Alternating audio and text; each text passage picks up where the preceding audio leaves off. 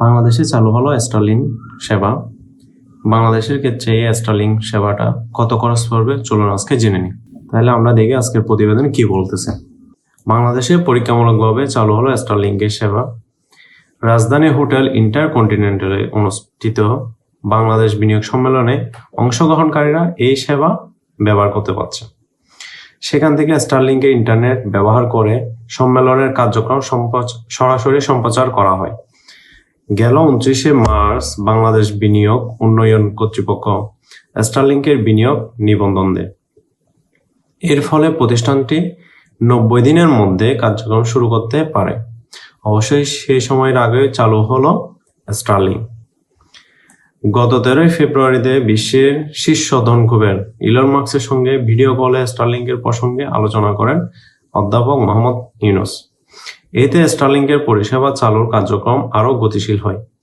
এরপর গত মাসে ঢাকায় বেশ কয়েকবার পরীক্ষণ কার্যক্রম পরিচালনা করা হয়। প্রযুক্তি বিশ্লেষকরা মনে করেন বাংলাদেশে তার পরীক্ষামূলক যাত্রার মাধ্যমে এক নতুন যুগের সূচনা হলো, কারণ স্পেসএক্স এর অঙ্গপ্রতিষ্ঠান স্টারলিংকের মাধ্যমে বিশ্বের বহু দেশে স্যাটেলাইটের মাধ্যমে উচ্চগতির ইন্টারনেট সেবা দিয়ে যাচ্ছে। সে অনুযায়ী এটি চালু হলে বাংলাদেশের প্রত্যন্ত অঞ্চলগুলোতে উচ্চগতির ইন্টারনেট সহজলভ্য হবে, কমবে শহর ও গ্রামের মধ্যে ডিজিটাল বৈষম্য। এদিকে ওয়েবসাইট অনুযায়ী বাসাবাড়িতে স্টারলিংকের সেবা নিতে কিছু সরঞ্জাম কিনতে হবে।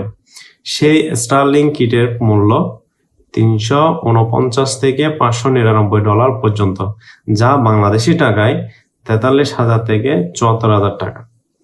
এছাড়া আবাসিক গ্রাহকদের জন্য স্টারলিংকের মাসিক সর্বনিম্ন ফি $120, যা প্রায় 15,000 টাকা। তবে কর্পোরেট গ্রাহকদের জন্য স্টারলিংক কিটের দাম ও মাসিক ফি দ্বিগুণেরও বেশি। তবে দেশভেদে দামের ভিন্নতা রয়েছে।